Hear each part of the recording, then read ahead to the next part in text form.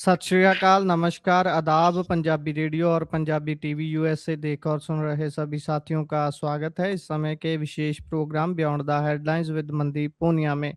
हर रोज की तरह प्रोग्राम में पूनिया जी के साथ देश विदेश के साथ जुड़ी हुई अहम खबरों पर बातचीत होती है। सबसे पहले करते हैं पूनिया जी का स्वागत। बहुत बहुत स्वागत है पूनिया जी। जी, नमस्कार, सत श्री अकाल, आदाब। पुनिया जी, सबसे पहली खबर पर अगर हम आए तो कच्चे तेल के दामों की बात करते हैं। जिस जंग के कारण ये आसमान छूते नजर आ रहे थे और इसी के कारण अलग अलग देशों में दाम लगातार तेल के, पेट्रोल डीजल के बढ़ते जा रहे थे।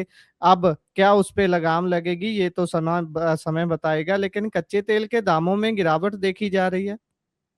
हाँ, बिल्कुल आपने सही कहा कि कच्चे तेल के दामों में गिरावट देखने को मिल रही है और ये इस जंग के जब ये आया कि जंग ठीक तरीके से रुकती हुई नज़र आ रही है लोगों को, तब से ये मामला आया है।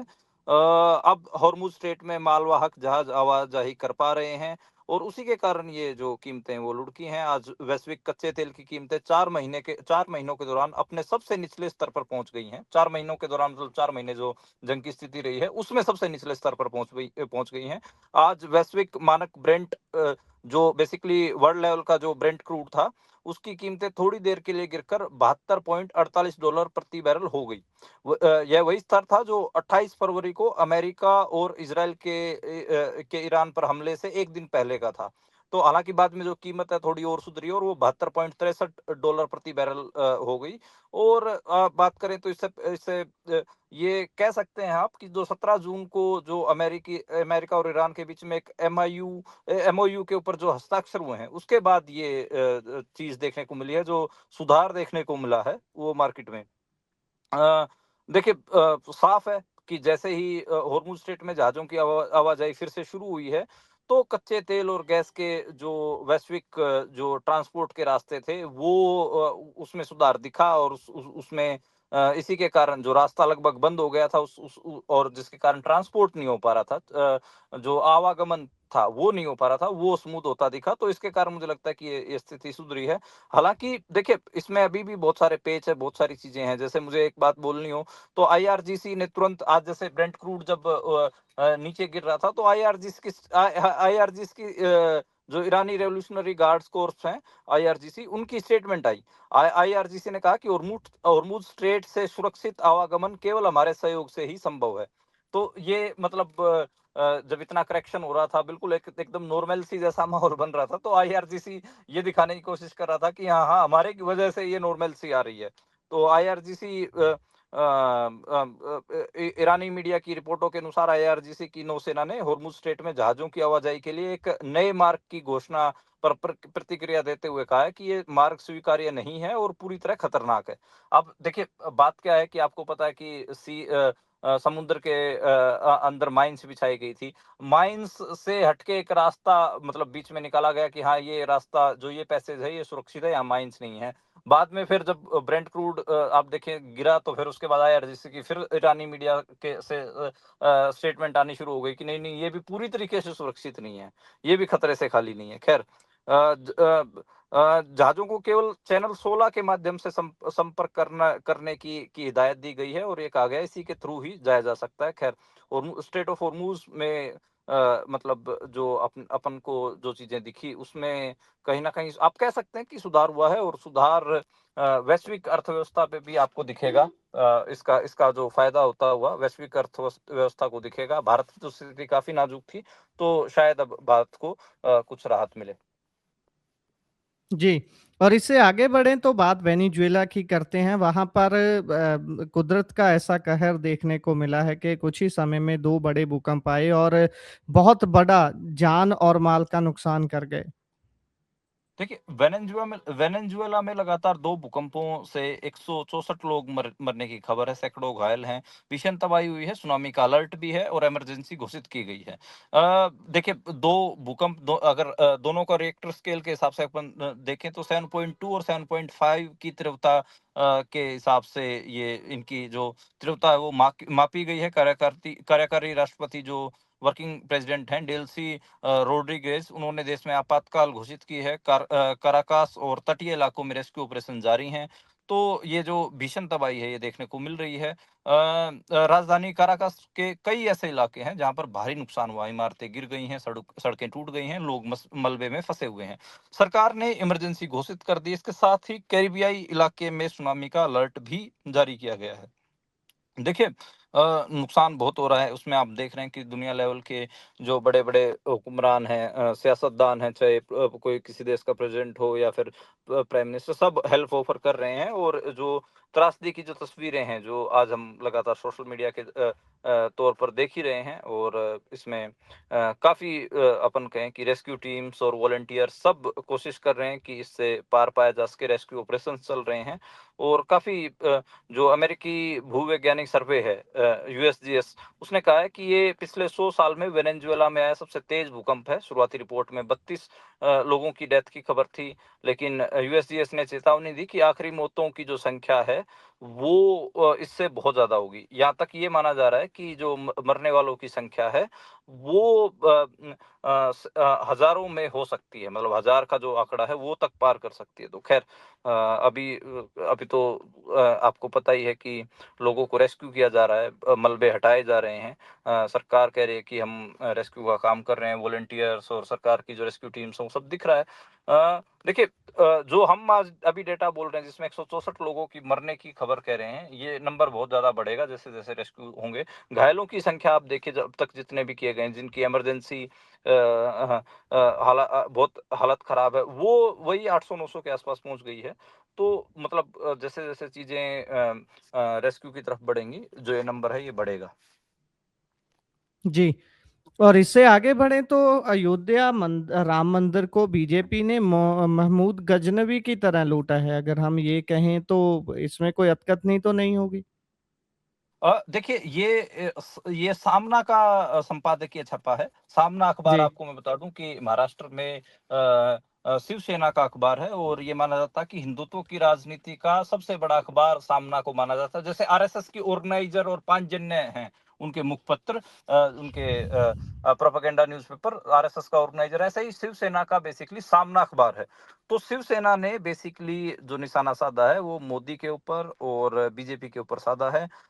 हिंदुत्व की राजनीति का जो सबसे बड़ा अखबार है, वो ये कह रहा है कि इतनी बुरी तरीके तो सोमनाथ मंदिर को आक्रमणकारी महमूद गजनबी ने भी नहीं लूटा था, जिस हिसाब से बीजेपी ने लूटा है।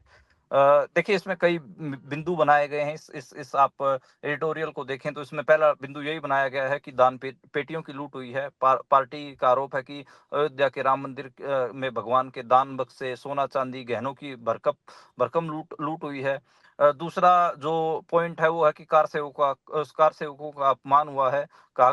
इस एडिटोरियल में कहा गया है कि राम मंदिर के लिए कार सेवकों ने अपना खून बहाया और सर्वोच्च बलिदान दिया, लेकिन भाजपा ने उसी मंदिर को लूट लिया, जिस तरह महमूद गजनवी ने सोमनाथ मंदिर को लूटा था, उसी तरह भाजपा ने राम मंदिर को लूटा है। तीसरा, कानून व्यवस्था के ऊपर सवाल उठाया है कि जो हिंदुत्व की का सबसे बड़ा अखबार है, वो कह रहा है कि इसे कानून व्यवस्था की विफलता बताते हुए, जो लोग राम मंदिर की रक्षा नहीं कर सकते, वे कोल्हापुर के अंबाबाई मंदिर के विकास की बात करने की हिम्मत कैसे कर सकते हैं। तो वो बेसिकली इसको महाराष्ट्र के क्योंकि आप देखें कि शिवसेना भी महाराष्ट्र की फोर्स है, आरएसएस का जो हेडक्वार्टर है, वो भी नागपुर में, तो दोनों कम्पिटिटिव फोर्स भी हैं उस हिसाब से।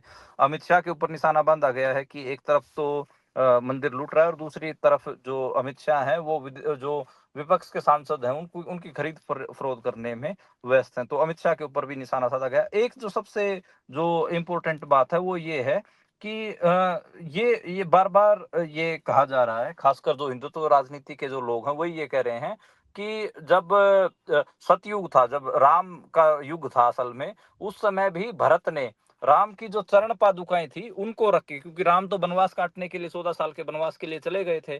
तो जो जी, अयोध्या थी, उसमें जो राम का राज्य राम राज चला, वो उनकी चरण पादुकाओं से चला था। यानी कि जो चप्पलें थी, वो भरत ले आए थे, और भरत ने राम की चप्पलें बेसिकली अयोध्या के सिंहासन पे रख के, उसके जो कुर्सी होती है, राजा की कुर्सी होती है, उसके ऊपर रख के ही राज किया था। और आज कलयुग में जब बात करें, जब ये कहा गया था कि कलयुग में राम राज भी राम भगवान के चरण पादुकाओं से ही चलेगा, उनकी चप्पलों से ही चलेगा। लेकिन इस केस में आप देखें, तो राम मंदिर से जो राम की जो चरण पादुकाएं हैं, उनकी चोरी की भी बात आ रही है। तो ये भी एक हिंदुत्व राजनीति के लोग बड़ा परेशान हैं कि बताओ, राम की चप्पलों को रखकर जो राज किया जाना था, राम राज चलाया जाना था, उसमें चप्पलें ही गायब कर दी गई हैं राम की। तो खैर, जी। अगर मेरे को लगता है कि भगवान राम आज जिंदा होते तो वो पता नहीं किस थाने में एफआईआर लिखवाते, या पता नहीं पुलिस उनकी एफआईआर लिखती भी या नहीं लिखती। ये भी एक बड़ा सवाल है। मुझे लगता है कि जिस हिसाब की हुकूमत चल रही है, तो राम भगवान की चप्पलें चोरी होने के ऊपर उनकी एफआईआर तो नहीं लिखी जानी थी। तो क्योंकि ये हुकूमत का आप देख ही रहे हैं कि जो महिला पहलवान थीं, उनको भी अपनी एफआईआर लिखवाने के लिए सुप्रीम कोर्ट जाना पड़ा। कितने ही ऐसे घटनाक्रम हम देखते हैं जब जो हुकूमत है वो टॉर्चर करती है। इवन शंकराचार्य को जब शंकराचार्य के जो बटुक थे, उनको भी जब गंगा घाट पे पुलिस ने पीटा, तो उनकी आज तक एफआईआर दर्ज नहीं की गई है पुलिस वालों के खिलाफ। तो ये सब है। राम मंदिर, राम भगवान की चप्पलें चोर ली गई, उनकी चरण पादुकाएं चोर ली गई। तो पता नहीं ये एफआईआर दर्ज होती भी नहीं होती। अभी पता नहीं इस मामले में जो बड़े मगरमच्छ हैं उन तक हाथ पहुंच पाएगा भी नहीं पहुंच पाएगा, लेकिन ये सबसे बड़ा शर्म का विषय तो है। जी, जी। बिल्कुल। और इससे आगे बढ़ें तो पासपोर्ट हमारा यात्रा का से के करने के लिए, विदेश यात्रा करने के लिए ज़रूरी दस्तावेज़ है। नागरिकता के साथ उसका कोई संबंध नहीं है, नागरिकता का वो प्रमाण नहीं है, ये सरकार बोल रही है। हर वो डॉक्यूमेंट, हर वो दस्तावेज़ जो एक व्यक्ति के लिए बनाना ज़रूरी होता है, उसको थोड़े समय बाद ही सरकार बोल देती है कि ये आपकी नागरिकता का प्रमाण नहीं है। ऐसे कैसे चलेगा देश? हमने तो कभी नहीं देखा कि किसी जापानी या किसी और देश के व्यक्ति के पास पासपोर्ट इंडिया का हो, लेकिन वो इंडिया का सिटीजन ना हो। देखिए, अब ये सारा मामला शुरू हुआ कि जब जावेद अख्तर साहब, जो बड़े लेखक हैं और फिल्मी राइटर हैं, गीतकार हैं, शायर हैं, उन्होंने एक जगह बोल दिया था कि भाई, जो भारतीय नागरिकता की जांच के लिए क्या जो जो ये पासपोर्ट है, ये क्या काफी नहीं है। उन्होंने कहा कि जब इतनी पुलिस इतनी सख्त जांच करती है, क्योंकि आपको पता है कि पासपोर्ट बनने से पहले पुलिस वेरिफिकेशन होती है, सारे डॉक्यूमेंट लगते हैं, जन्म से लेकर, और आपके जन्म प्रमाण पत्र, पढ़ाई लिखाई के कितने ही डॉक्यूमेंट लगते हैं। जब हमने पासपोर्ट बनवाया होगा तो आपको पता ही है। तो क्या ये एक नागरिकता का प्रमाण नहीं है भाई? जब पुलिस, तो फिर सरकार ने बयान दे दिया। सरकार जो विदेश मंत्रालय है, उसके सोशल मीडिया पर बयान आता है कि पासपोर्ट एक सिर्फ ट्रैवल डॉक्यूमेंट है और ये नागरिकता का प्रमाण नहीं है। तो इसी कारण ये हल्ला मचा है। अ, फिर बात तो ये है कि अगर ये सिर्फ ट्रैवल डॉक्यूमेंट है, तो भाई जावेद अख्तर साहब जो सवाल उठा रहे हैं कि फिर इतनी पुलिस इतनी सख्त वेरिफिकेशन क्यों करती है। कई लोग सवाल उठा रहे हैं कि आखिर भारतीय नागरिकता साबित करने वाला दस्तावेज कौन सा है।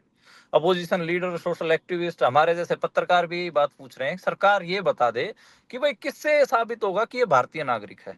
आधार कार्ड को आप नहीं मान रहे, राशन कार्ड को आप नहीं मानते, डोमिसाइल को आप नहीं मान रहे, ठीक है, जो 14-15 डॉक्यूमेंट जितने होते हैं उनको नहीं मानते, तो लोगों को लगा कि शायद पासपोर्ट सबसे मुश्किल से बनता, तो पासपोर्ट हो सकता है।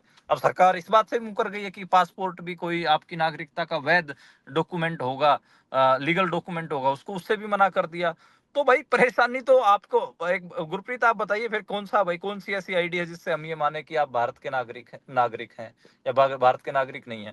तो सरकार जी। बताए ना। तो ये काफी काफी बड़ा क्वेश्चन है, और इसने काफी हमारे आपके जैसे जो लोग हैं उनको, उनके आई बॉल्स को रेज किया है। हमारी जो आंखें हैं वो तनी हुई हैं, और इस तरस भी रही हैं कि सरकार हमें कम से कम ये तो बताए कि फिर भाई जो वैध डॉक्यूमेंट है, जो लीगल डॉक्यूमेंट है भारतीय नागरिकता का, वो क्या है। या फिर सरकार जिसको चाहेगी उसको अवैध इलीगल घोषित कर देगी, और जिसको चाहेगी उसको अपनी सिटीजनशिप से नवाज देगी। ये देखिए 2019 का जो सीए एनआरसी वाला जो जब से मामला शुरू हुआ, जिसमें इन्होंने एक जो सिटीजनशिप का जो पूरा लेके आए कि नागरिकता है वो सरकार बताएगी कि कौन है कौन नहीं, किसको देनी है किसको नहीं। सरकार ने जिस हिसाब से कानून और ये सब चीजें करनी शुरू की, उसके बाद से ये पूरी डिबेट छिड़ी हुई है। और अब पिछले 6 साल 7 साल से, बल्कि, क्योंकि आज 2026 में बैठे, तो पिछले 7 साल से आप और हम, और खासकर माइनॉरिटी के लोग, जो कम गिनती के लोग हैं, मुसलमान और जो सिख ईसाई, वो तो बेचारे बिल्कुल डरे बैठे हुए हैं। आज ऐसे आदिवासी जिनके पास कोई डॉक्यूमेंट ही नहीं होता, क्योंकि वो तो जंगलों में रहते हैं, वो खुद डरे हुए हैं कि हमें पता नहीं कब ये साउथ अफ्रीका का ना घोषित कर दें या फिर किसी और मुल्क का घोषित ना कर दें। तो वो खुद डरे हुए हैं। तो उस मुल्क में मतलब नागरिक को ही अवैध घोषित करने का पूरा एक हिसाब से सिस्टम खड़ा कर दिया गया है, और एक जो नागरिकता को लेकर ही जो भारतीयों के बीच में डर बैठा दिया गया है। जी। और इससे अगर हम आगे बढ़ें तो प्रति कब्र ₹100 मथुरा में मुस्लिम कब्रिस्तान को नुकसान पहुँचाने के बाद प्रशासन ने तय किया है ये मुआवज़ा। आपको थोड़ा अजीब लगेगा कि पहले जो प्रशासन है, वहाँ का स्थानीय प्रशासन है, वो कब्रों के पास गया जेसीबी लेके। जेसीबी मशीनों से कब्रों को खोदा गया, ठीक है? उसके बाद मतलब कह रहा है कि हमारे से तो गलती हो गई, हम मुआवजा दे देंगे, और ये कह रहा है कि हम ₹100 प्रति कब्र मुआवजा देंगे। यानी कि आपके जो पूर्वज हैं, जहाँ पे आपने उनको दफनाया या उनका अंतिम संस्कार किया, पहले उनकी कोई बेअदबी करे, उनकी कब्रों को कोई उखाड़ दे और फिर कहे ₹100 ले लो आप। तो इसको आप गुरप्रीत कैसे देखते हैं? मतलब मेरे पास तो कोई शब्द नहीं है कि अ और ये कोई ऐसा भी नहीं है कि भई बहुत नया ही कोई कब्रिस्तान हो, बहुत पुराना कब्रिस्तान है। आप देखेंगे, विजुअल्स आप देखेंगे तो जो कब्र की फोटोएँ हैं, वो आप देखेंगे तो बहुत बुरा नुकसान पहुँचाया गया है, और फिर उसके बाद जो डिपार्टमेंट है, वो कह रहा है कि हम ₹100 रुपए प्रति कब्र मुआवजा दे देंगे। तो ये एक लंबा इतिहास दिख रहा है उत्पीड़न का, जिसमें हमें दिख रहा है कि कैसे कब्रिस्तानों को ही, मतलब जो किसी के आखिरी जीवन का जो आखिरी जो वक्त होता है, वो उसी मतलब वक्त तो क्या कहेंगे, जब आदमी मर जाता है, तो उसके जहां पर शरीर पूरा होता है, उसी को ही मतलब ये ऐसे क्षतिग्रस्त जेसीबी लेके तोड़ने फोड़ने पहुंच गए हैं, खासकर अल्पसंख्यक समुदाय। आपको पता है, कब्रिस्तान जब मैं कह रहा हूं तो आप समझ जाइए कि मुसलमान जब मर जाते हैं, तो वो अपनी पार्थिव शरीर को वो दफनाने के लिए जाते हैं, तो उनके साथ ये सलूक हो रहा है कि ना उनको जिंदा जी ही ये कोई उनको क्या कहें उसको कि ढंग से जीने दे रहे, उनको जिंदा जीते जी ही मतलब इज्जत से नहीं जीने दे रहे, और जब वो मर जा रहे हैं तो भी उनके उनके जो शरीर हैं, जहां पर वो दफनाए जा रहे हैं, उनके उनको जेसीबीओं से ये उखाड़ पाट करने में लगे हुए हैं। जी। और इससे आगे बढ़े तो सरकार ने ये दीपिका का बयान है कि सरकार ने गोपनीय के नाम पर ना तो सीजेपी के एक्स खाते के बैन करने के आदेश दिखाए हैं, ना ही कोई विवादित पोस्ट का ज़िक्र किया है। देखिए बेसिकली क्या है कि आपको पता है कि कोकरोच जनता पार्टी के एक बार जो खाते वगैरह वो बैन किए गए थे एक्स ट्विटर के ऊपर। हालांकि बाद में खोल दिया गया ब्लॉक। तो उसमें दीपिका से पूछा गया था ये सवाल, तो उसने कहा कि भाई ये पूरा मामला था ट्विटर का, क्योंकि इसमें एक्स जो है उसको भी पार्टी बनाया गया, को हाई कोर्ट भी गए थे ये सीजेपी वाले। तो उसके बाद सरकार से पूछा भी हाई कोर्ट ने पूछा, तो लेकिन आप देखिए कि ना तो कोर्ट में उन्होंने ये बताया कि हमने किस बिहाफ पे जो इनके खाते थे वो बैन किए थे, और ना कोई नोटिस ना कुछ और उसके जैसे ही कोर्ट ने पूछा, उसके तुरंत बाद आप देखिए कि तुरंत के तुरंत अकाउंट बहाल कर दिए गए। बाद में कोर्ट ने केंद्र को एक्स को नोटिस जारी किया, लेकिन तुरंत अकाउंट बहाल करने से शुरू में तो इनकार किया गया, बाद में फिर कर दिए गए।